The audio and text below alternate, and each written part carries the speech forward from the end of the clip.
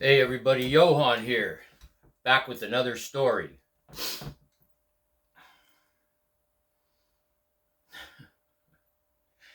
I've had so many experiences, and I want to share them. So you've probably heard me talk about this guy I used to hang around with from the 12-step program. So we had that in common. And we both rode Harleys, and we had that in common. I don't associate with this fellow anymore. And that's what this video is about. Keep your eyes open. Keep your eyes open. Is your mind calm and clear? If your mind is calm and clear, you'll notice these things because the people you hang around, as I mentioned in videos before, it's very important. If they're bad actors, they will have an effect on you. So this guy had one of those Obama phones. You know, I have nothing against it. People with low incomes get them. So he got that, I don't know, maybe around 2010 when he was on Social Security disability. He still has it today, 14 years later. And I'll tell you why that's important.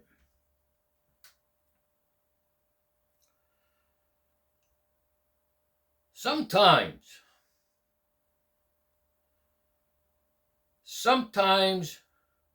part of our character and personality is, and you know what? We all want to be liked. We all want to be accepted. We like praise. You may hang around certain people for that very reason. Maybe some of them make you look good, so to speak.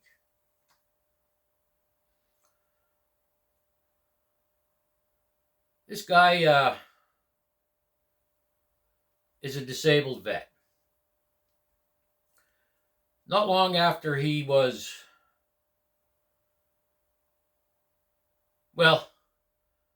he had a car, regular license plate at the time. And I said, Joe, you're a disabled vet. Why don't you have a disabled vet license plate on there? Oh, I don't want anybody to know I'm a disabled vet.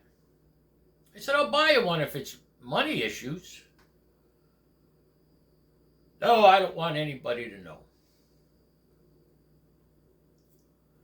So I'm jumping around here a little bit because the stories go back to even before 2010 when I first met him.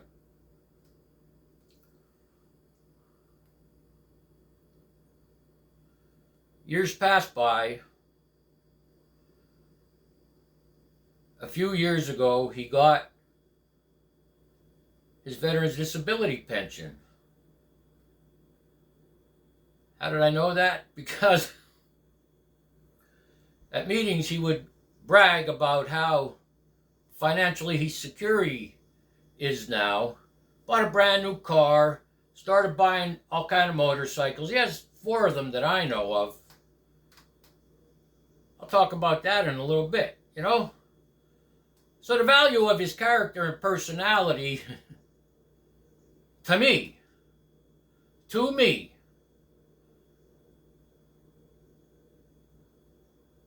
is about material things and money and his veteran status.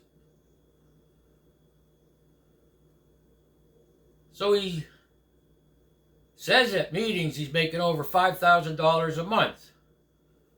Got the Obama phone in 2010. 2021, 2022, he gets this veteran disability pension, bragging at meetings. He's making over $5,000 a month. Bought a brand new car. Bought a brand new used car for his wife. All these motorcycles. And still has the Obama phone.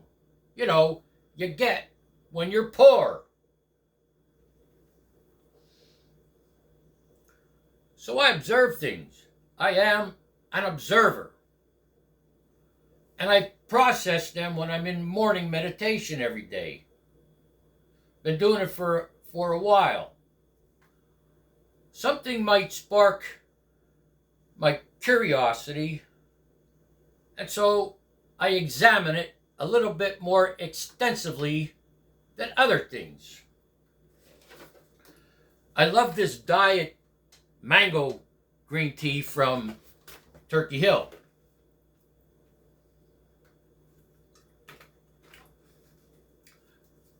So one day a few years ago, he's showing someone before the meeting pictures of his nephew and his grandnephew. That would be his nephew's son. Look at these pictures of my nephew and his son. And I'm looking. I walked over, I said, Joe, I thought you didn't know how to use a phone. And I said that because when everybody asks him why he has this ancient phone, that's what he says. Oh, I'm not into technology. I don't need that crap. But he has pictures now. I didn't know those phones could take pictures. I walked over, I said, Joe, I thought you're not into technology. Oh, no. My nephew's son took the pictures. I don't know if those old phones, you could set them here. They have a timer. And if he did that, why isn't he in the picture? So maybe his nephew's son put the phone here, set the timer, and there were all three in the pictures. Well, all three aren't in the pictures. He's not in the picture, but his nephew and his nephew's son, they're in the picture. He took the picture.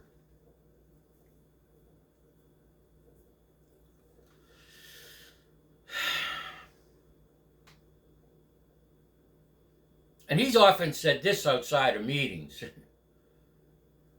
I use meetings as a dating service. The 13th step. He had another buddy, they would do the same thing, get newcomer girls, pressure them. I'm not going to get into that. Even after he was married, he was still doing it. How do I know?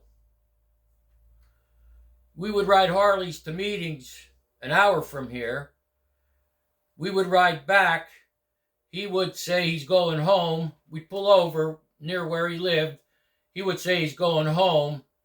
But what he was doing then was going back to the area where we were at a meeting because he found a woman to hook up with when he was married. How did I find out about this? One time he called me and said, if my wife calls you, tell her we were out riding for the whole afternoon. That's when it really started to spark my curiosity about who I was palling around with.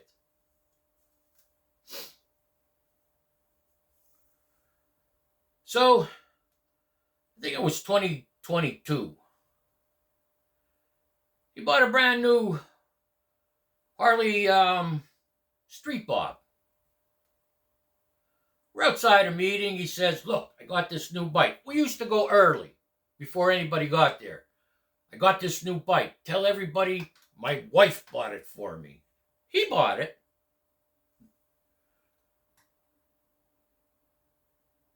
I didn't answer him. But that's what he did. Sparked my curiosity even more.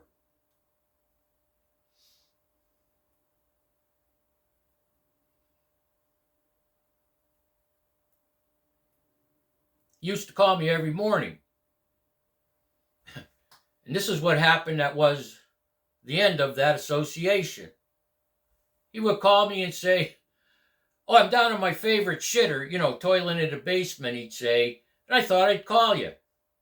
He would tell me this. He started to tell me this every day. after a couple of weeks, I was like, this guy ain't right. Who says that to your friend? In other words, I'm taking a shit and I thought of you. So I blocked him. At that time, and I explain it in other videos, I stopped going to meetings for various reasons. I mention it in videos, especially the one I made recently. It's 39 minutes long, about the AA promises. You know, your explanation of a spiritual awakening. So I hadn't talked to this guy for like 9 months, and he was blocked. One morning, I'm sitting in my house, and I hear a motorcycle pull up, and there's a horn beeping. I look out the window. Who the hell is that? On a brand new Harley Davidson Icon bike. One of a kind. Only so many made. That cost around 30 grand.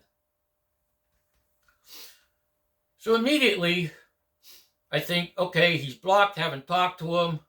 He's here to show me this bike, but he's not going to use that to start the conversation, because that's how narcissists are. That's how predators are. That's how stalkers are. So I went out, and he started to tell me something about his dad. I said, look, I want you to leave. The guy's been blocked for 9 months. I said, I want you to leave. And then he started whining like a little girl.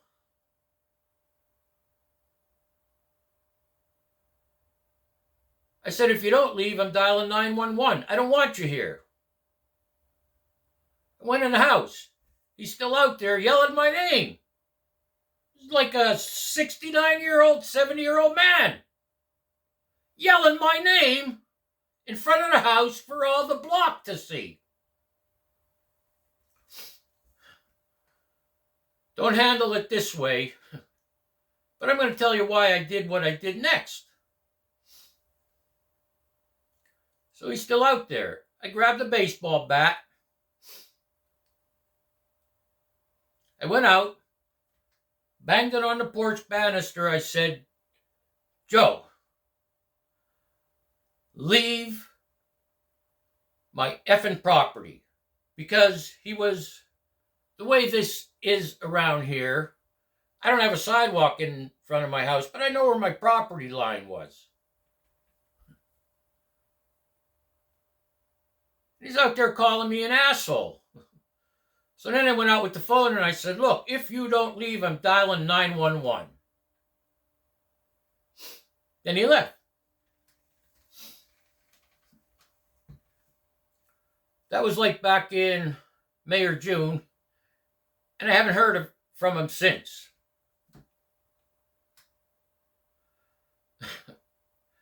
I know what you're thinking. Wow, that wasn't spiritual. Because that's what my first sponsor would have said. Let his soul rest in peace. That wasn't spiritual. I'm not telling you to do this. But I've had people that came to me over the years with similar situations that had to take those kind of drastic actions. It didn't go any further or farther if you're, anyway, one of those literary Nazis. And I said, this, from my experience, sometimes these people, narcissists, predators, stalkers, the only way you can get through to them is if you use tactics or language that they understand. I'm not telling you to go out after somebody with a baseball bat, but you know what? I told you the story, okay? He didn't get it. Because I know what would have happened. I knew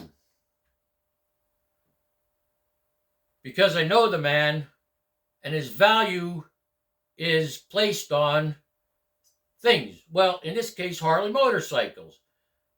So as soon as I saw this brand new $30,000 bike, you know, the guy rides with an Obama phone that poor people still have, but he still has it. I knew what was coming. Take this lesson.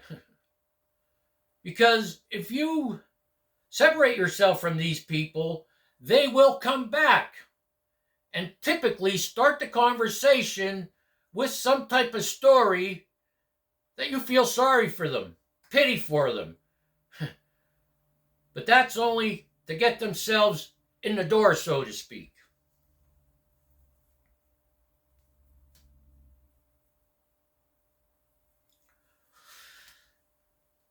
After he got his veteran's disability pension,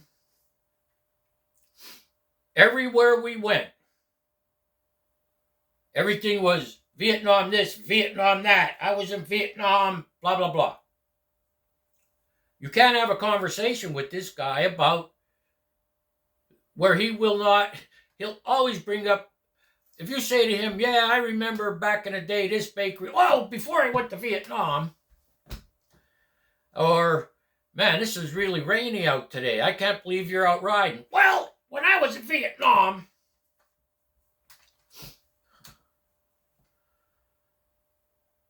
I was raised with a lot of old timers, mostly from the Korean conflict. That's all combat. And over the years, Vietnam veterans.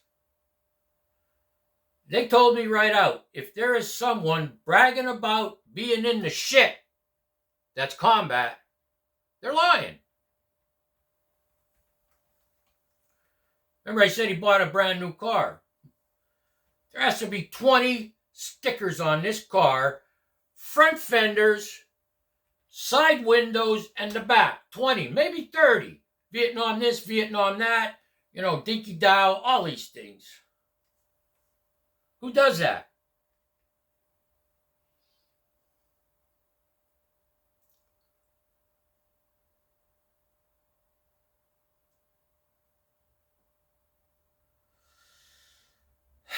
So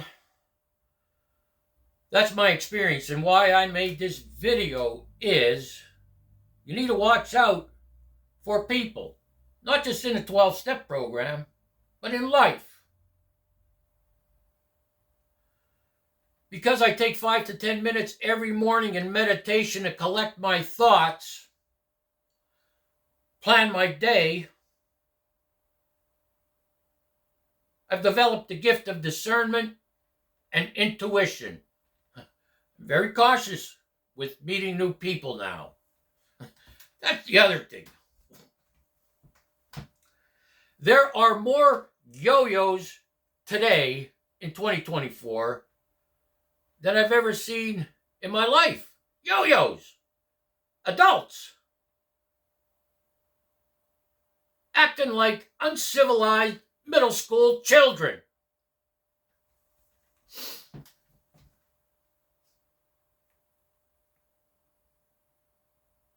I hope you got something out of this video.